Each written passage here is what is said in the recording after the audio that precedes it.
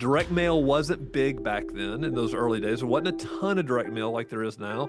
There was no texting. There was no cold calling, any of that stuff. And so we were probably getting about around 100 leads a month. Just you can name all the lists that people like, and they stack them on top of each other through a spreadsheet and essentially come up with, okay, this person is on 3 of these lists.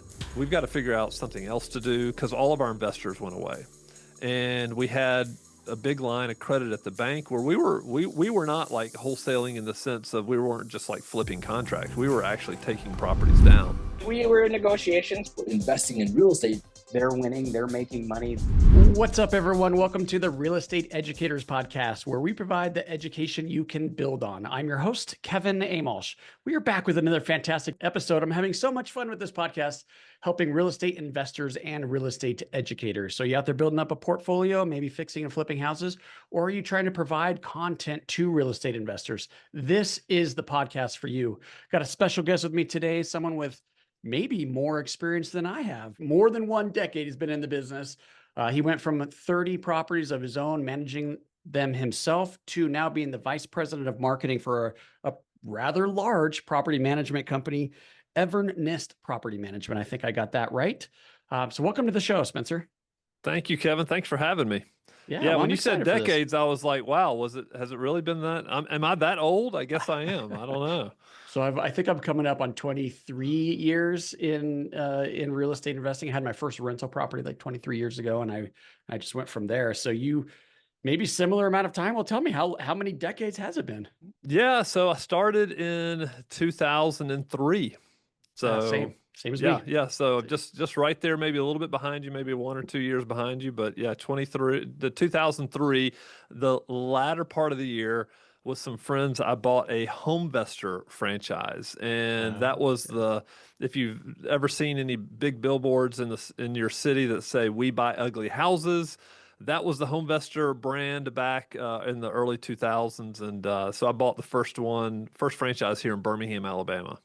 First one in Alabama. So those are all over the place out here in Colorado. And I actually looked at that at one point, and I think I can't remember how they carve it up, like who gets what territory, but I remember it being rather expensive to get that franchise. Was it like 100 grand or something like that? No, I don't think it was back then. I think we probably paid 25 grand or something, 25 or 30 grand for the franchise, and then you're essentially committing to so if you have multiple, they don't split it up by geography. So if we were in Birmingham, we probably had at the max, we had 5 franchisees, and essentially they do a round robin call. So they put up all the billboards, you pool your advertising dollars together. So we were all spending between $5,000 and $7,500 a month in advertising. Combined that we had billboards all over the city, and they were just robining the calls. And that's how it worked. It wasn't territory based. And so I may get a crappy call, and then my friend who's a friendly competitor, another franchisee, he may get a killer call, and I just missed it by 1 call. So it was really kind of up to chance of which kind of calls you got. Well, tell me about that experience, because they were mostly fixing and flipping, right? That was the primary thing for the franchise. You could really do whatever you wanted to. I mean, they were, they had people who were buying and holding. They had people who were wholesaling, who were flipping. I mean, really anything you wanted to do. They didn't tell you what to do. What the franchise did, because I didn't really know anything about real estate investing at that time. What the franchise was designed to do was to generate leads for you, and then teach you how to analyze properties and how to make the offers. Like what should your offer be? So we got really, really good at that. And back in those days, Kevin, if you were doing any kind of, leads, like generating any kind of leads, back in those days, we were getting a ton of calls because billboards were really unique. There wasn't anybody who was doing billboards, especially in our city. And direct mail wasn't big back then in those early days. There wasn't a ton of direct mail like there is now. There was no texting. There was no cold calling, any of that stuff. And so we were probably getting around 100 leads a month. Whoa. On about $500 to $7,500 of advertising spend. And we would make offers on about, I'd say, 20 to 30 of those 100 leads. A lot of them we just disqualified right away. Some of them were bad leads. Some of them didn't have any equity in their home. There's all kind of scenarios, but we made offers, let's say 20 to 30 of those, and we bought 4 to 5 deals a month. That is amazing. Those numbers work. I Yeah, was yeah, they do. spending, Yeah, it was good. I think I was spending between $2,000 and $3,000 on marketing at that time when you owned this franchise. I didn't have 25 grand to get into that at that time. So I was spending about, say, 2,500, say, use that as a number. And I'd buy one house a month, maybe two. Yeah, So your yeah, numbers are even stronger than that. yeah, yeah. But I would say, I mean, are you in Denver? Right. Yeah, so Yeah. obviously way different markets. You've got we could buy some pretty, some moderate to low income houses here, and a lot of investors were interested in the Birmingham market. So we had a lot of it's just a market with a lot of investor friendly properties. So that was like a crash course for you. You said you didn't know much about it at the time. No, I didn't know much about it. I just knew. I mean, my partners and I, we had owned a couple of Moe's Southwest Grills, so we were familiar with a franchise model. Moe's Southwest Grills, it's a franchise out of Atlanta, and so we had 2 restaurants. We hated the restaurant business because we were not owner operators. We were just owners, and we hired people, and that was a disaster. And so we were like, hey, let's do something that we like would probably have more fun with. And so real estate was it. And so we started really wholesaling houses, did a few wholetailing, and then we started buying and holding rentals. Okay, so most of what you bought from the Home Investors franchise, you kept. Not most. No, I wouldn't say most. I mean, we probably bought 150 houses over the few years that we were doing it, and we held on to about 30, but we were wholesaling a lot of that Wholesaling. stuff. Okay, Yep, yep. gotcha. And Cool. and all of it to local investors. I mean, back then, out of state investing wasn't a big deal. There weren't any hedge funds. There weren't a lot of hedge funds. This is all pre 2008. There weren't a lot of institutional investors, so it was all local buy, local sell. The RIAs probably. Yeah, that's right. Yeah, we knew a lot of people from the RIAs, and yeah, so it was a very good way to get up to speed super fast without having to spend, years learning and kind of slowly getting into it. You were just kind of jumping into it with both feet. Yeah, that sounds. I I remember that franchise so clearly, and I think there's still some around Yeah, actually. yeah, it's still around. They're based out of Dallas, Texas. Their model may have changed a little bit. I still have some friends who do it. Okay. And I'm in a real estate mastermind called Investor Fuel, and Investor Fuel is based out of Dallas. And the guy who runs Investor Fuel's name is Mike Hambright, and Mike was also a Home Investor franchise. So we hit it off pretty fast. He's a great guy. But yeah, Home Investor is a good franchise. I think it's changed a lot over the years, and the same marketing, that marketing doesn't work as well nowadays. I had a buddy who he rebought a franchise in 2014. He did his 5 years, but he was spending a lot more money every month and getting very few leads. So it was really good in the mid 2000s and not so good lately. Okay. Is it still Ugg buys ugly houses? Is Yeah, Ugg yeah. still around? Ugg was the mascot. That's right, the caveman. He's still there? He's still around, I think. Yeah, That's so funny. yeah, So I had a buddy that was trying to compete with UGG, and he had this big trailer with one of those big signs. You've been to Vegas where they have the people that run down or yeah, drive yeah. down the strip, and all it is a moving billboard, Yes, right? So yes, this is what he did on a trailer, but he was so creative. It was funny. The trailer would just break down in the weirdest spots. Like the tire would go flat or fall off. And so it had to sit in a sure. certain spot for a while until he can get it fixed. Right. So he was just moving this trailer around and he was getting a ton of leads that way without that big spend. But I thought that was very creative. Yeah, that is creative. We had people locally in town here that tried to compete with us. So they went to Lamar Advertising, which is kind of a big billboard company, and they couldn't. We had some national account with Lamar, and so we got this advertising so cheap. They couldn't. There's no way they could do it. We had billboards everywhere, and we were Yeah. getting calls from people who were saying, get your billboard out of my neighborhood. My house isn't ugly. And, just kind of crazy calls too. But we're like, hey, And sorry. if you're in the round You robin, you just get those wasted my too. call. You just Yeah, literally totally. wasted this was a horrible lead. Like, And the oh next my one's the goodness. $50,000 Yeah, profit oh yeah, one, that right? went to my buddy, right? Yeah, we heard stories like that all the time because we all talked, like all the franchisees. We get together, we had an ad council, we'd hang out together, and we'd talk about deals that we did, and yeah, so we all know that we missed certain deals, and just kind of the luck of the draw. Oh, that's cool. So Yeah. the billboard's no longer effective. What is working for investors right now? A lot of our listeners are real estate investors looking for deals. Yeah, I mean that's a great question. I've got friends here, so we have a podcast that we do, the Evernest Real Estate Investor, and we're having successful investors come on and tell us what they're doing.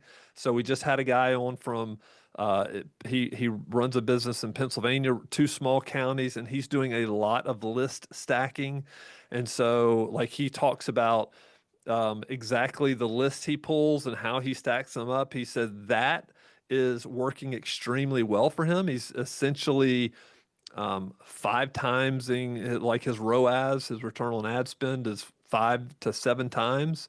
And another friend of ours who we had on the podcast, I'm trying to think, I'm pretty sure he's still doing direct mail and he's generating leads. He does about 60 to 70 deals a year and he flips most of his. So he's rehabbing and flipping most of his.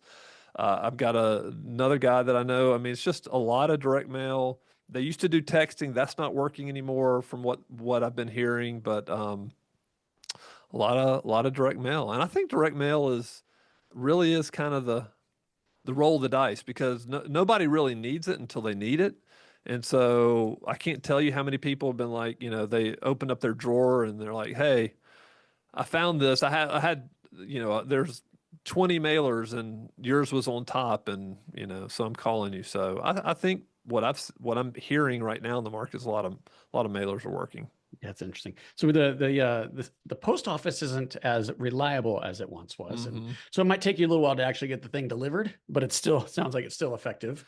Yeah. Yeah, and Tell me. I think like I've got a good buddy who literally he started back in 2018, and probably the easiest and cheapest way he started. He said he woke up every Saturday, like he'd go out at like midnight on Saturday until 6 in the morning and just put up bandit signs in the areas he wanted to go. And he was like, I just worked my tail off. I'd come back home, go to sleep, get up and go to church in the morning with my family. And he did that while he was working his other job, his real job. And eventually he started making a little bit of money out of it.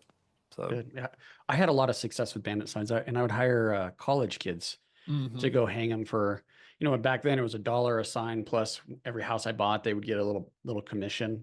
right. So that was Yeah. a good way It's to a do good it. way to do it. Yeah. I'm going to come back to the list stacking. Hmm. I don't know that I'm totally clear on what that is. Can you describe that for me? Yeah, so list stacking is essentially you're pulling a list. Let's just say you're pulling a delinquent list, like a pre-foreclosure list, a landlord list. You're essentially pulling 4 or 5 different lists and a probate list. You can name all the lists that people like, and they stack them on top of each other on through a spreadsheet and essentially come up with, okay, this person is on 3 of these lists. So they're higher ranked than I see a what you're person saying. who's just on one of the list. And so when they're list stacking, what they're looking for is they're looking for people who are on multiple lists, which means they're probably have a higher motivation to sell. And so the direct mail that they're sending is highly targeted. And this guy's name is Josh Axe, and he actually lives in Arizona, but he runs a business in Pennsylvania, and he's absolutely crushing it.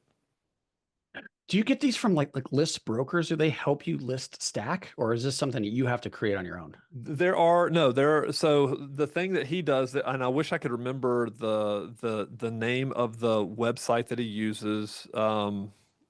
And if I get it, I'll send it to you. You can put it in the show notes because he talked about it on the podcast. But it's a list service. But then he also gets his county information. So his county provides a list of, a couple of lists, and so he's pulling locally. But then he also there's a list company that you can buy, uh, different investor lists from.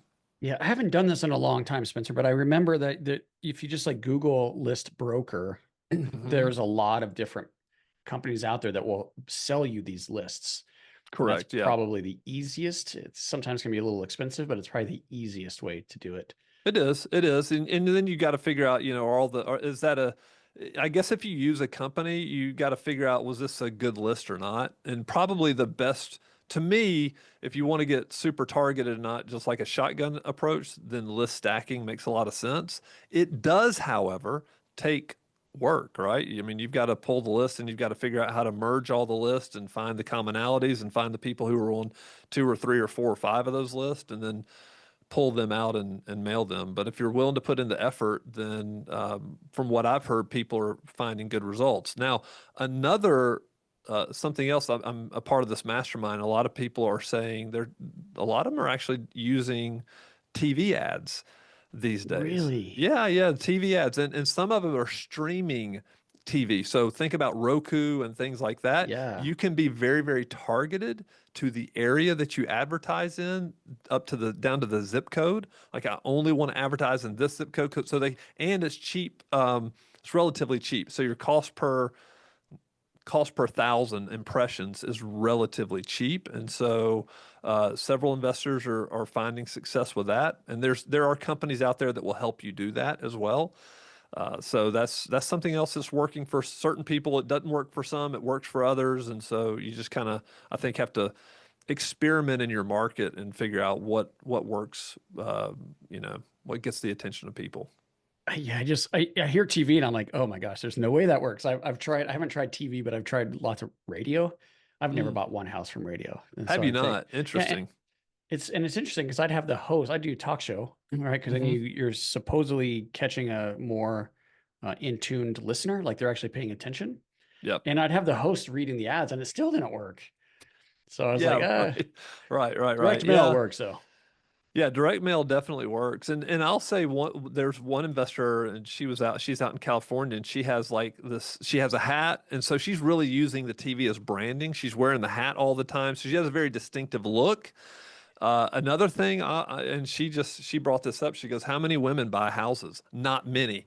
And so Yeah. people remember me. And so I've got the hat, I've kind of got the look, and I'm on TV. She goes, "I have people stop me in my town and ask me, 'Hey, can I get a picture?' and all this stuff." So Really? yeah, She's like yeah, famous. she's like a little celebrity in her city in California.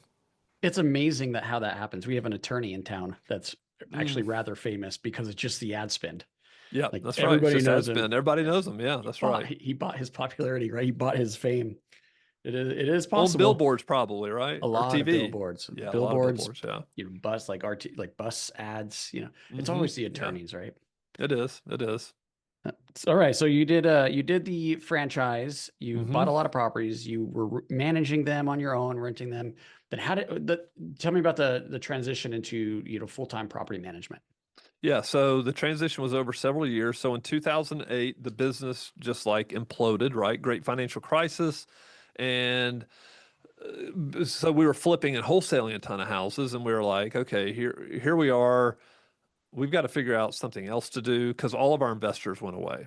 And we had a big line of credit at the bank where we were not like wholesaling in the sense of we weren't just like flipping contracts. We were actually taking properties down and then selling them to people. And so the bank said, nope, we're done with line of credit. It's over with. Everything was going away. And so we were just like, what are we going to do? So a friend of mine here in Birmingham, his name's Matthew Whitaker. He had a Homevestor franchise and he had about 30 rentals with his partners. I had about 30 with my partners. And so he said, I'm going to start this company. He started Evernest. And I was not interested in property management whatsoever. I didn't care anything about it. I was managing my own properties and I didn't even really like that. Like, who likes to manage rental properties? Nobody. It's horrible. And so I said, what I'm going to do is with some friends of mine, and we started a nonprofit actually, which was, by the way, the worst time to start a nonprofit, right? 2008, who's asking for money, but we were asking for money, but we were drilling wells. We were providing access to clean water in really remote parts of the world. So I was traveling a lot. I was in Africa. I was in Asia. and it just got too much to manage our rentals. And so I just asked Matthew, I said, hey, would you manage our rentals for us? So I became probably his first client outside of his own rental portfolio. This was in 2008. And so I was a customer of Evernest for a while, and I was working in the nonprofit and traveling and doing all this stuff, and all that was great. And in 2014, I had stepped away from the nonprofit, and I was telling Matthew one day, I was getting my statements, and I just went on and looked at their website and stuff. I was like, man, y'all's marketing is horrible, Matthew. It's so bad. The name of the company was GK Houses at the time, and he said, let's go to lunch. And we went to lunch, and he said, Spencer, why don't you come and help us get to 25,000 doors under management? And I'm like, what do you mean help you get there? He said, I want you to come on board. I said, how many houses do you manage right now? He said, we manage around 500. We've got about 7 people on the team. And my goal is to get to 25,000 by the end of 2024. So that was 2014. The vision was big enough and kind of crazy enough that it interested me. Again, I didn't care anything about property management, but I knew what I probably could help with, and that was marketing, sales and marketing. And so I agreed to come on and joined. And again, we were managing about 500 and had about 7 people. And over the course of the next 10 years, we worked really, really hard, and we've grown our company to we're in about 50 markets, and we manage around 20,000. We didn't hit the 25,000. We're going to get there, but we're not there yet. But and we have about 500 or 600 people on the team now. So all that started out of Birmingham, and so that was my transition into property management. It was some years after I got out of full-time real estate. Now I'm back into full-time real estate. And I really have a passion for helping investors make wise decisions, because as your property manager, you kind of you date your maybe you date your wholesaler, you date your investor-friendly agent, you date your turnkey provider, but you marry your property manager. Like we have to live with the decisions that you made as an investor if you're buying rentals. And so I have a passion for helping people make really great decisions. I made enough bad decisions. I mean, I screwed up a lot, and I don't want to see people do that. So my marketing for Evernest leans heavily on education, content creation, helping people succeed. I don't care if they do business with us or not. I still want to help people succeed, and so that's my passion and what I do here at Evernest. I definitely want to get into this content marketing. Okay. I think you excel at that. I want to learn more about your podcast and the value you're getting from that and how you put all that together. But I wanted to ask a quick question on how you go from 500 to 20,000, because that's a pretty steep growth curve there. Mm-hmm. Is this like a franchise model, or give me like the 50,000 foot view? How do you do that? Yeah. Great question. So we're not a franchise. And we thought, I'll tell you, Kevin, initially we thought, hey, the first city that we moved into out of Birmingham was Nashville. And so we went and planted an office in Nashville. We took a person who was living here in Birmingham, Matt, he and his family to Nashville, and we're like, hey, we're going to conquer Nashville. We conquered Birmingham. We're going to conquer Nashville. And we got up there and it was like crickets. And we're like marketing, and we're like, oh man, there's some really good PMs in this city, and there's some really tough competition, and we have no presence. Nobody's heard of us. We don't have any yard signs. We don't have anything. How are we going to do this? And so what we did was we went and found a property management company to buy. And so we started acquiring property management companies across the country, and then backfilling with all the marketing. So we would buy a company, change it all over to Evernest, and then that would kind of get our marketing engine up and running in that market. And so we did that in Nashville, Little Rock, Chattanooga, Denver, Front Range of Colorado. We manage over 1,000 doors in that area. And now we're all the way on the West Coast, but Midwest, West Coast, Southeast. But yeah, that's how we did it. So a lot of acquisition and a lot of organic marketing. This episode is brought to you by Pine Financial Group. Pine Financial is a private lender specializing in short-term rehab lending to real estate investors. Got a property that needs some love? We can help. We are able to offer funding solutions because we raise private money from individual investors. With more than 15 years of experience, Pine offers passive investors an alternative that provides stability, consistency, and security to your portfolio. If you like real estate but want to avoid the ups and downs and effort, a Pine mortgage fund could be a perfect fit for you. Accredited investors will experience an 8% preferred return and profit sharing. Diversify your portfolio out of Wall Street and into Main Street with a Pine Financial Group mortgage fund. Get more information at pinefinancialgroup.com. That's pinefinancialgroup.com. Okay, so this is all new to me. I don't know anything about this. Okay. If you're going to acquire a property management company, I'm assuming it trades on a multiple of EBITDA. So what kind of a multiple are you looking at for, if I have a buddy that's got, a couple hundred doors under management, like what kind of a price is he looking at? Yeah, I mean, it's usually not traded on a multiple of EBITDA. It's interesting in our industry. It's because a lot of people don't really know what that is. It's hard to replace the owner, and that's what we have to do. And so what we look at it, the way we value them is a multiple of revenue. Oh, And really? yeah, so we look at it as a multiple of revenue, and it's really I think the industry standards anywhere from 1 to 1.5 times revenue. Okay, so they could be totally mismanaging it and have their expenses way out of whack, be literally losing money, and there's still value in the company. Yeah, probably so. I mean, we can see all that. I mean, we're obviously going to look and see how they're running their business. We're looking at things like, hey, what are their Google reviews? How long have they been in business? We want to know their client concentration, because if we come in and they're like, hey, we want to sell, and they've got one client that makes up 10% of their portfolio, that's a high risk for us. Because if that client leaves, they fire us, then I mean, there we go. It's 10% of their business. And so we're looking at a lot of different factors, as well as obviously how well they're running the business. Do they have an in-house maintenance department? That's one of the things that we have and one of the values that we add is we have in-house maintenance. So we can control the quality of the repair, the timeliness of the repair, plus it's a profit center for us. And so we're looking at a lot of different things, but we tend to value everything on a multiple of revenue. Yeah, that's interesting. I haven't heard of business being valued that way before, but again, I didn't know anything about this. So that's cool. So the way you grow is by acquiring and then implementing your systems, implement your systems. Over a 10-year period, you went from 500 to 20,000. So you're making what, an acquisition a month, something like that. If I was just no, random guessing, we hit a period probably 2021 through 2023 where we probably had, I don't know, 20 acquisitions or something. Like, it was a period where it was one a year for a while. So it was Nashville in 2016. It was Chattanooga. Like, we were doing one a year until we got to Denver. And then we did Denver and Atlanta in the same year. And we're like, okay, we figured out the integration. There's a lot of moving pieces, right? There's a lot of accounting work that goes into it, software changes. There's so much work that goes into it. So we figured that out probably by the 6th or 7th. We've made a ton of mistakes.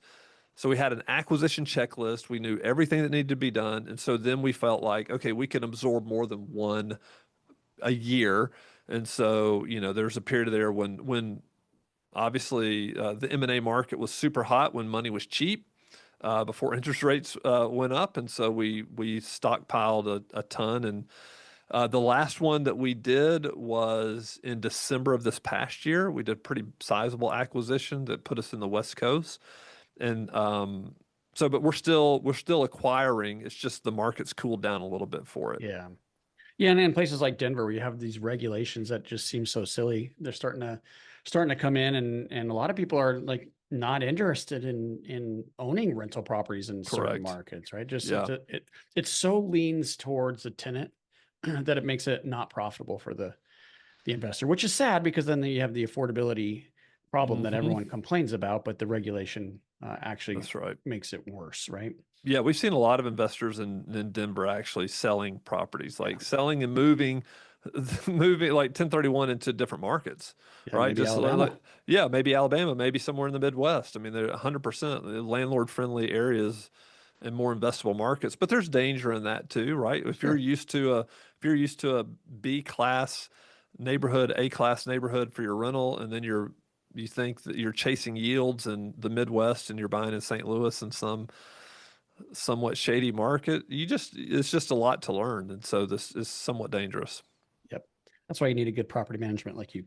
All right. Definitely need to consult them. I want to get into the content marketing, and I also want to touch on the mastermind because I'm interested in this investor fuel thing. So Hmm. let's talk about the content marketing. So I was going to ask you this anyways, but you said it. You market your business and you're the expert because you're the VP of marketing for this giant property management company. You said it yourself, the best marketing out there is content marketing. And one of the ways you do that is through your podcast. So maybe help me understand what you mean by the content marketing. Like what is it and Hmm. how are you doing it? And then let's talk about your podcast. Yeah, so we think of content. So when I first joined and said, "Hey Matthew, I think building trust is probably the biggest thing that we need to, especially as we move into new markets. How can we build trust quickly? And the way to build trust quickly is just to let people see who you are and hear your voice, see your face, um, learn more about you. And so we just thought content is the way to do that. So we started writing blogs back in 2014, 15, and then that kind of moved into some videos.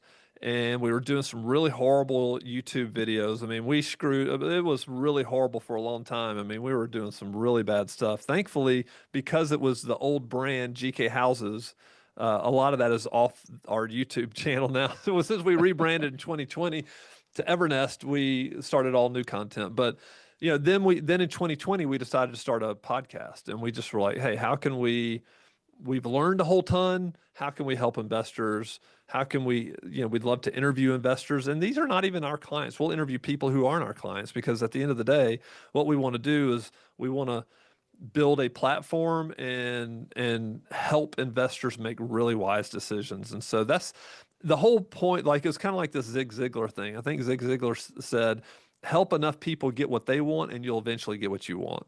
That was the way we thought about it. It's like, hey, how can we just, man, give everything away and help people be the best they can be? So that was the whole thought process. So we started a YouTube channel. I hired about a year ago, I hired a YouTube expert, and he's really come and we're starting to get a lot of traction. So I think YouTube is really a great place for this. And then we have two podcasts, one specifically for property management companies. So this is towards our acquisition target, right? So these are people we want to buy eventually. And if we can help them grow their company, because we've Yeah. been through all the growth phases, if we can help them grow their company, and whenever they want to sell it, maybe they'll think of us. That's the way we view that podcast. And then we have the Evernest Real Estate Investor, which is, hey, we want to help real estate investors, and if they want to ever have professional management, maybe they'll think of us if we built some trust and goodwill with them. And so that's the way we think about content marketing. So I want to ask this very selfish question here because I'm doing similar things to what you're doing. We have Hmm. the podcast and we do this every week. I'm getting fantastic feedback. People seem to really enjoy it. And we have the YouTube channel, which we're getting what I think is a decent amount of views on every video, and our subscribers and all of that are going up. Although that's a whole tricky thing that it's hard for me to It understand is. because people don't want to subscribe, but they want to consume the content. But I struggled a little bit with the brand. Like, so the Real Estate Educators is a brand, even though Pine Financial Group owns and runs it. And then the YouTube channels, obviously the Pine YouTube channel. So they're two different brands. You seem to do a good job. Everness, everything is that. Hmm. So I think good job on that. But also my question, I want to ask about the branding if I'm screwing this up, Hmm. one, and then two, what is working better for you, the videos or the podcasts? Yeah, so from a brand standpoint, we're just like, honestly, probably it'd be better if it were like a person. Like, Yeah. but it's a brand, right? So it's a business. So we gotta do the best we can. So we did make the decision to have an Evernest YouTube page, and then we actually have a podcast page that we just started. And so we're recording and posting all of our podcasts on that page. And we have two of those actually. So So you have two YouTube we have channels. three YouTube channels. One for the property management podcast, one for the real estate investor podcast, and one that is just our YouTube page it's essentially me creating content. It's no interview, it's not interview style. It's more like, hey, like we have one coming out Wednesday we're literally going to walk with an investor through a deal that they got. They bought it, they did a little bit of work, and they owner financed it out. And so we're going to walk through all the numbers, through the house, all that stuff. That's what that page is really for. So I was concerned about the branding because I have two brands. I Mhm. have the Pine Financial YouTube, and then I have the Real Estate Educators, uh, the Educators podcast. And I was wondering if I'm screwing that up. And then yeah, let's stop there. Well, yeah. How do you think people connect those two? Like, do they connect those two? Yeah, that's a good question. I don't know that I wanted that necessarily, although we do Hmm. post all of our podcast episodes on the YouTube channel. So there is I think that probably does create some confusion. Hmm. But the idea was to have people excited about the Real Estate Educators podcast, see what they could learn from us and our guests. And then Pine Financial is the primary sponsor, the only sponsor. So Right. whenever there's an ad in the podcast, it's always Pine. So we're trying to get some Sure. benefit. That's how we're trying to monetize the podcast, if that makes sense. Yeah. Yeah. That makes sense. I think that's perfectly fine. Like we could have just done a real estate investors podcast and not called it the Evernest Real Estate Investors Podcast. But we figured we did want Evernest as Mhm. many places as we possibly could, just especially as we're growing, like as we've grown into a national brand. Because in 2020, when we started the podcast, Kevin, we actually started the Birmingham Real Estate Investor Podcast. We were hyper local, and we were Mhm. like, hey, we're Birmingham. We know Birmingham really, really well. And that did really well, and it was super niche. But then as we started growing, we were like, well, it doesn't make sense to have Yeah. 50 podcasts or even 10 podcasts. So let's just go national. So that's kind of a challenge for us. I think it'd be better. So if I were a local person, I would be doing hyper local stuff. If I was, and I tell property managers this today, I'm like, if I had a property management company in Nashville, I would hammer a Nashville podcast. I would hammer Nashville YouTube content. That's all I would do. And I think I generate enough leads. So that's the first one. But the second question I think you asked was which one's doing better? Yeah, exactly. Yeah, Like if it's I was going to spend, if I was listening to this podcast right now and I wanted to provide content to try to generate some business, maybe I'm an attorney or I'm a lender or something, mhm. and I want to target the real estate investor, where should I be putting my time? Yeah, great question. I think it really depends on what type of content you're comfortable with. If it's more if you're better behind a microphone without necessarily a certain script, without having to through a storyline, I think would be right for you. However, if you're willing to put in the sweat, blood, and tears to figure out YouTube, because it is very difficult, right? It's not easy because YouTube has its certain algorithm, and it's AI, and I'm telling you, they know what people are looking for, and it's crazy because we even took some time off of YouTube. If you went and looked at our channel, there was a gap there in like March where we stopped recording because we were just trying to figure it out, and it's not easy. In the past year, we've gotten 3 million views, which I think is going to be way Great. far. Yeah, it's a lot going to, but a lot of that is shorts. So I want to say long form in the past year, 12 months, we've had, um, goodness gracious, it's not 3 million views. It's probably like maybe 300,000 views or something like that. Like we've had a video that's done 45,000 views. We've had a video that's done 25,000 views, some of those. Um, so if you can figure that out, it's good. But the shorts are good. We've had a short with 500,000 and they generate a ton of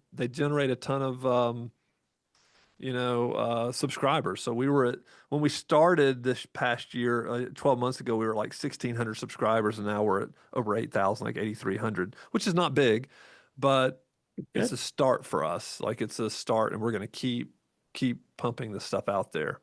I've heard the shorts work really well, and there's AI that could take long form and create those for you, although we haven't figured that out totally Yeah, yet. Opus Clips is a good use for short form, like taking a long form. If you take long form and drop it in Opus, that will cut it up and say, hey, here are the best clips for you. It'll give you like 10 or 15 clips, depending on how long your video is. And then you can take that and kind of edit it and say, well, I like this part, don't like this part. And you can edit it from there. So Opus Clips is really good. We use that. And then there is if I do a lot of reaction videos. So as you can imagine, Kevin, there's a lot of really bad advice out there. There's a lot of bad real estate advice. And so what I do is I use this program called Clip Grab. My YouTube guy uses this called Clip Grab, and you can literally grab clips of any video out there. We'll go on TikTok, we'll go on Instagram, and we'll go on YouTube. We'll find really bad advice and I'll respond to it. So we clip it into a little short, and it's sitting here like in my thing, and I'm watching it, and then I respond to it. That's amazing. And so those have been really popular. Like we got a 500,000 views on one, we got 400,000 on another one. So just simple stuff like that. That creates a little controversy, which tends to pull better. Like People like an opinion. They like a oh, contrary yeah. opinion. Yeah, that's right. That's right. My marketing team doesn't always agree with me on this, so I got to be careful here.